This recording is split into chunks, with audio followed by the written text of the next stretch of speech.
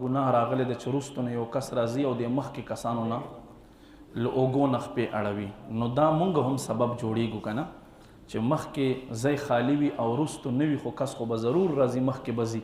نو کوشش کوئ ایماندارو، خفه کېږئ مه په دې خبره باندې، مخکې راځئ مخکې کښېنئ چې ښکلی سړی په اطمینان سره سکون سره جمعې مبارکه ورځ دی سړی واز و نصیحت واوري، په زړه باندې چې کوم د ګناهونو خیری دی چې دا لږ صفا شي، په اطمینان سره منځو کې بیا سړی خپل کار روزګار ته ځي.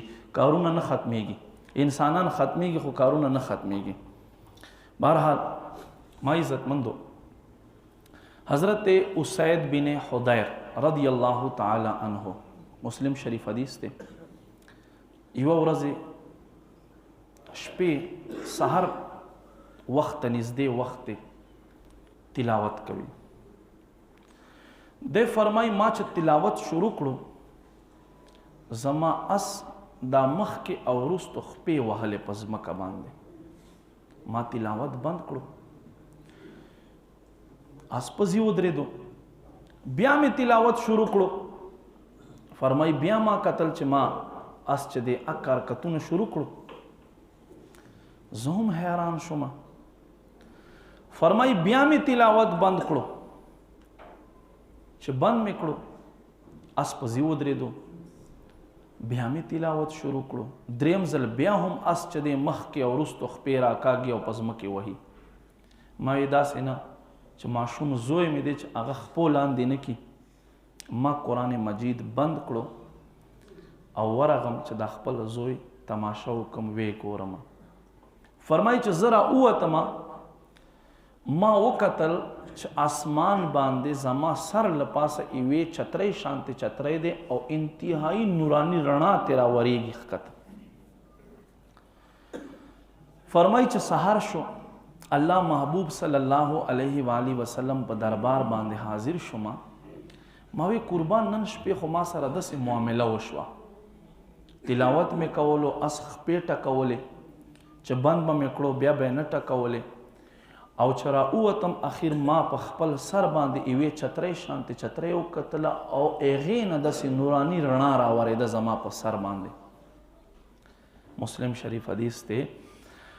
فرمای الله محبوب صلی الله علیه و آله وسلم وخندل، راته وی فرمایل اے اسید بن حضیر رضی الله تعالی عنہ، دا دستا قرآن تلاوت اوریدا د پارا آسمان نظمکې ته فرشتې راغلی وي، او کتا تر سحر پورې تلاوت کولو دا فرشتې به دقسې وي تر دې پورې چې خلکو به هم لیدلی وي چې د تلاوت دپاره فرشتې راغلی دي. یعنی کله چې بنده د کلام الله تلاوت کوي بیا فرشتې د دغه انسان سر لپاسه ودرېږي او رحمتونه راوروي. قرآن مجید یو داسې عظیم کتاب ده، قرآن مجید یو داسې بهترین کتاب ده. ورشه شاه صاحب ته کرسی راواله. ما طرف توجه کوئ. نبی پاک صلی الله علیه و آله وسلم فرمایی په ورځ د محشر به قرآن ووایي یا ربه کومو خلکو چې ما تلاوت کولی او زه بیا مخ ته نیولی وم، اے پروردگارا دی خلق اکرام وکا، عزت ورکا، حلیه ورواغونده. نو الله رب کریم به دخ قرآن تلاوت کون کی تا حافظ شرط نه دی، قاری شرط نه دی، عالم شرط نه دی، عام مطلقاً چې مسلمان او قرآن تلاوت کوي. فرمای الله رب کریم به دخ سړی ته جنتی لباس ورواغوندي.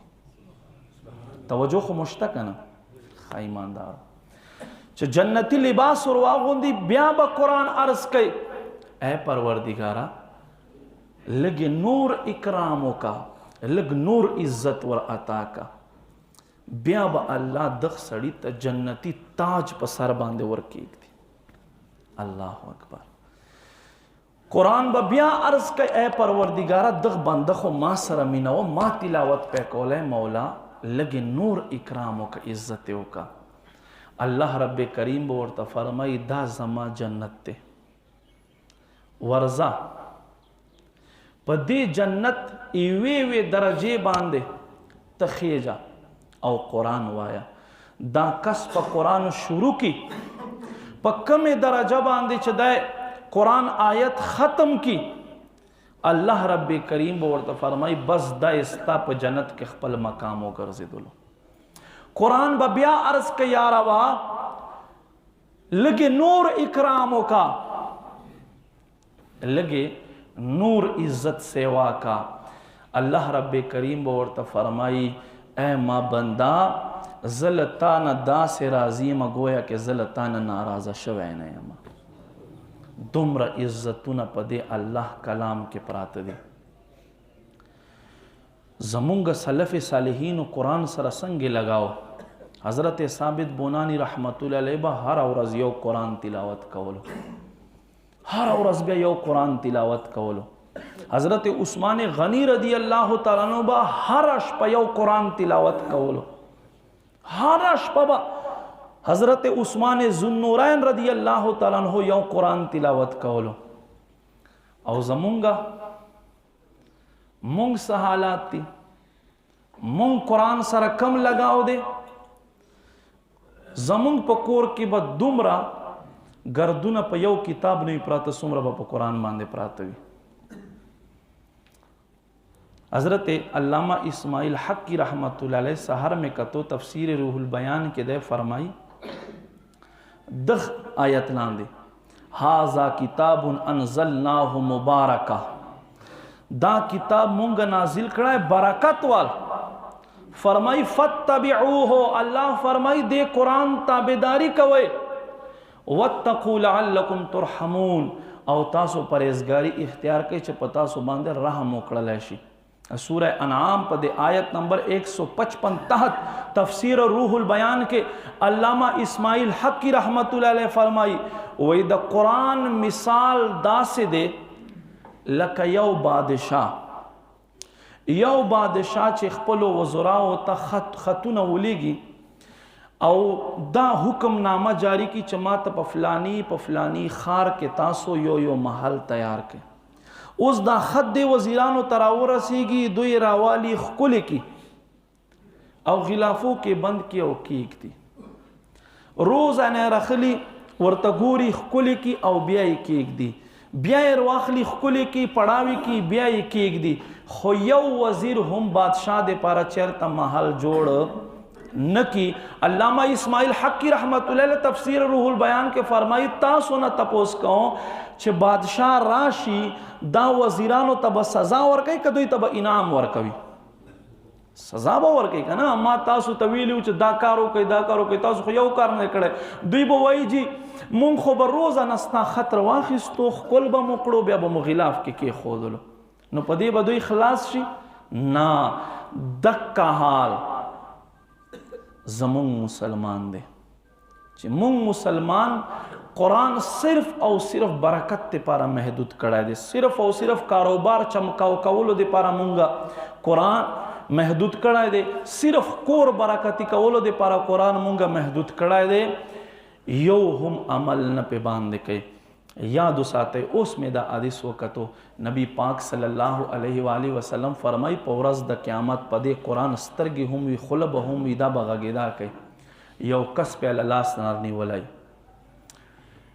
توجہ مجتمع تا یو کس پہ اللہ سنرنی ولائی وی با اے پروردگارا داستا بندہ چھ دے دا عالم ہو سشے ہو عالم دا عالم دین ہو دے ما زدکڑا ہم آسی لکڑے وا زما پو ہے ہم آسی لکڑے وا زما پا یو حرف باندے دے پیدو خوپما کی چکم اللہ احکام ذکر کری دی اغی خلاف پا دغ باندہ کول. اللہ رب کریم باورتا فرمائی اے قرآن چونکہ دے تا احکام نا فرمانی کڑی دا تا احکام ندی من لی اگرچہ عالم دے اگرچہ زان تا دیر پریزگار و تقوادار وائی چھ سنگ دے خوخوی اغا معاملہ و سراو کا. اللہ محبوب فرمائی قرآن بے ونی سی او جہنم پا کنارہ بے ودروی او الٹا لپاسا با دکور کی جہنم تا بے ورغزار کی.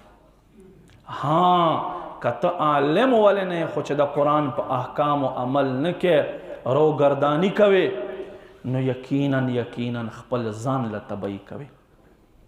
یو شاعر فرمای چې عمل تو شدر سره نوی ای صابره، چې عمل تو شدر سره نوی ای صابره، که عالم که خبر بیا بسوي. فائدہ یې نشته دی، هیڅ فائدہ یې نشته دی چې ته په خپل علم باندې عمل ونه کړې. ما عزتمندو قدرمندو، حضرت محمد بن علی رحمت الله علیه د مصر یو مشهور بزرگ تیر شوی دی.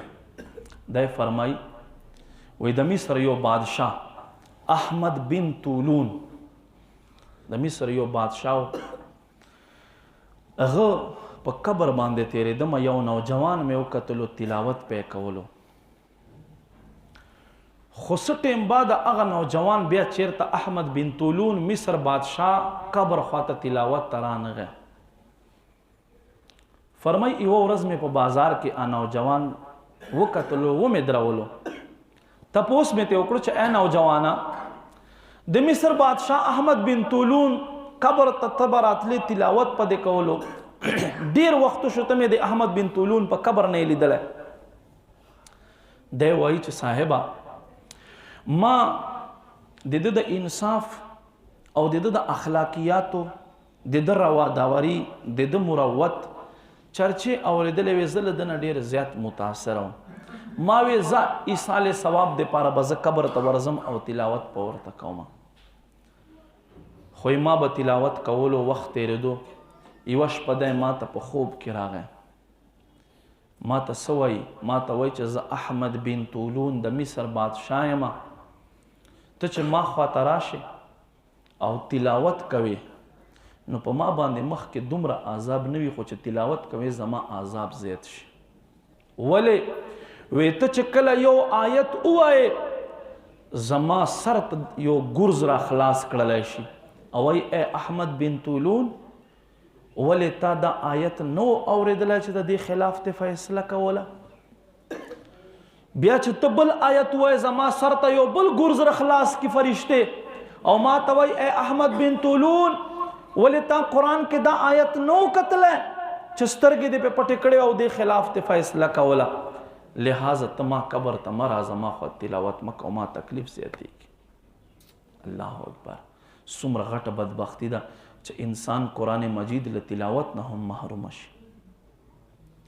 نو ما عزتمندو قدرمندو، زمونږ مسلمان به څه حال وي؟ څه حال وي؟ نن نه 300 کاله انګریز مونږ ته یوه منصوبه جوړه کړه چې مسلمان چې دی دا هیڅ کله مونږ نشو په قابض کېدی. 90% په کل ځمکه باندې د مسلمانو حکمرانی. خو کله چې قرآن احکام مسلمان پرېښو، خپل نفسانی خواهشاتو پسې لاړ.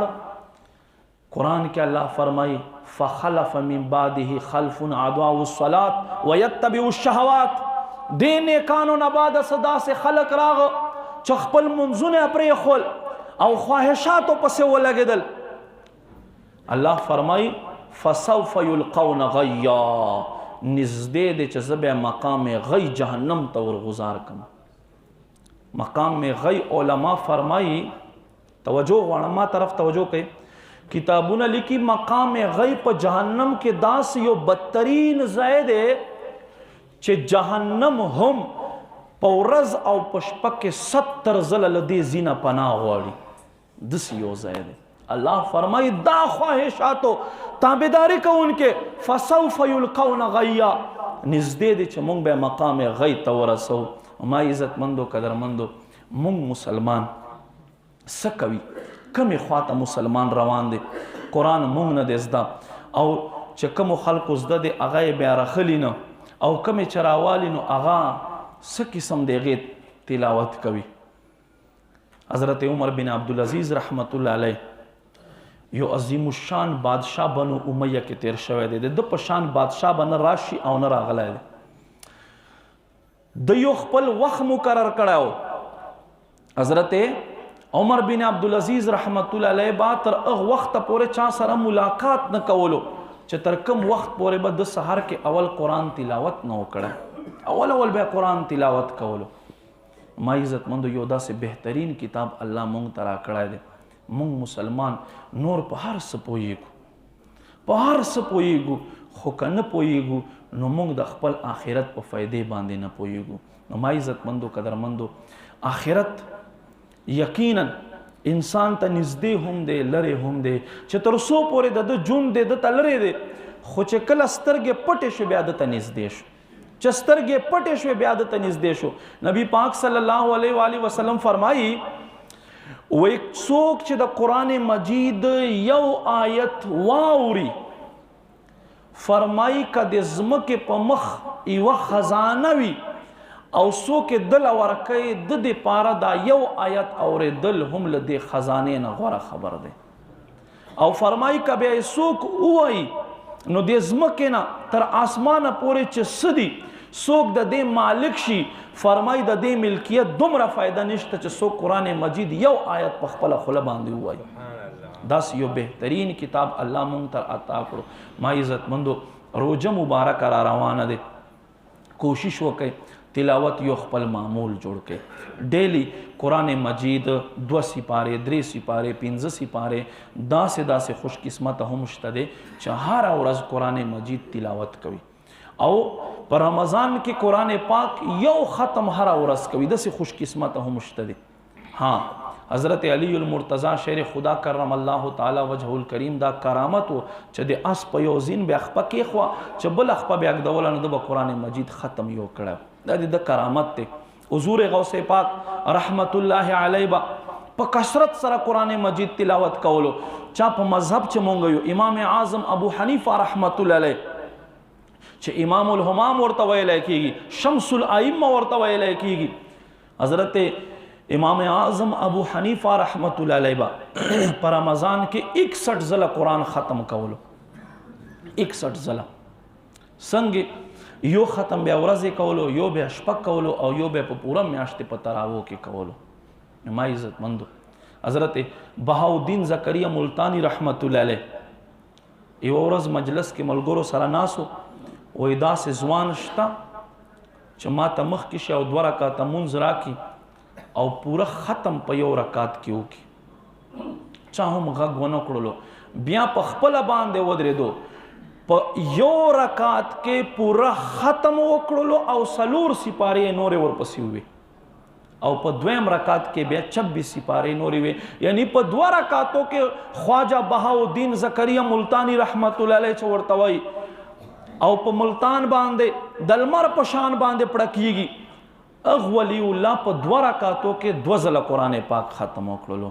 او یو زمونږ مسلمان چې ختم کې ودرېږي، اکثر دا نوجوانان نوم د څه کوو مونږ ختم کوو، خو چې کله ودرېږي نو بیا څه اولنی رکعت خو اولنی رکعت خو اوږد وي نو تران نیت نه تړي، ناست وي چې کله امام په رکوع شي بیا او دې نه مخکې به موبایل راواخلي، په موبایل کې به نښتی وي. دا څه ختم دی؟ صرف دې دپاره چې زه جومات نه بهر وځم، ما نه څوک تپوس کوي او که نه یاره مونږ خو ختم وکړلو. نو ما عزتمند، دا خپله نیکي بربادول دي. نیکي مونږه الله رضا دپاره کو، چاته ښودلو دپاره نه کو چې نن ما روژه دی، نن ما تهجد وکړل، نن ما اشراق وکړل، دومره وخت راسې زه اشراق کوم، دومره وخت راسې چاشتو. یاد وساتئ خپل عمل پټ ساتئ، ولې چې عمل مونږ الله دپاره کو، نه ته مولوي صاحب دپاره کوې، نه بل چا دپاره کوې، صرف الله دپاره کوې. نو ښېګړه چې څومره کوې کوشش کوه چې څو وي چې پټه وي. حضرت خواجہ بایزید بستامی رحمت الله علیه 20 کاله روژه وساتله او دیاړي بیا کوله، مزدوره بیا کوله. 20 کاله د دا معمول و، د غرمې روټۍ بیا ځان سره رومال کې وتړله، په لار کې بیا چاته ورکړله، هغه بیا صدقه کړله، ماښام به بیا راتلو بیا ډوډۍ خوړله. تر دې پورې 20 کاله روژې وساتلې، خو د کور خلکو ته پته ونه لګېده چې حضرت خواجه بایزید بستامی رحمت الله علیه روژه وي. او زمونږ څه حالي، شور مه کوئ، روژه مې ده، وباسئ دا ماشومان له کور نه، ښه چې ماښام ټیم شي دسترخوان نه لرې کړئ، دا ټوله ورځ مو روژه او دوی مو اوس مازغه خوري. ما عزتمندو، روژه چاته خدا نه وایي که نه چې ته مقصد دا ده ته اوس نیمګړی شوې چې روژه دې ونیسله یا ستا خواته به کار نه کېږي. الله محبوب فرمایي صومو تصحو، روژې نیسئ الله به تاسو ته صحت در عطا کوي. د امریکا اکسفورډ یونیورسټۍ یو پروفیسر و، هغه وی ما په دې خبرې ریسرچ شروع کړ چې دا مسلمان په کال کې یو میاشت روزه نیسي د دې څه فائدې دي دی وایي لسو کالو راسې زه د معدې مریض وم ما هم د مسلمانو په شان عمل شروع کړو پېشمیني ته به راپاڅېدم ماښام به مې روژه ماتوله ورځې به مې څه نه خوړل ځان به مې پابند ساتلو میاشتې بعده چې ما چیک اپ وکړلو ما ته ډاکټر حیران شو چې دا کم عمل تا داسې کړی دی ستا معدې مرض خو نام و نشان هم نه دی پاته ولی چې الله محبوب فرمایي صوموا تصحوا روجی نیسئ الله به تاسو ته صحت در عطا کوي به هر حال ما عزتمندو په کار دی روژه را روانه دی سړی چاک و چوبند شي صدقات و خیرات کوي تلاوتونه کوي ریاضتونه کوي الحمدلله د عباداتو په صدقې او عبادت طریقې زده کولو په سلسله کې به دعوت اسلامي چې یو عظیم الشان تحریک دی د قرآن و سنت دیش ورځو اعتکاف به په دیر ازبند کې کوي تاسو تربیت لپاره خپل ځان تیار کړئ رستو کسانو سره نوم ولیکئ او قرآن مجید زده کړئ په دیشتو ورځو کې دین احکام زده کړئ زندگی به تیره شي خو کچیرته مونږ ستا او ما د دیش ورځو یو ځل په ژوند کې اعتکاف وکړو دا سنت باندې به مو عمل وشي او الله به مونږ ته د سلو شهیدانو ثواب پر عطا کی مالک کریم دې مونږ ته عمل توفیق نصیب کی آمین الحمدلله رب العالمین.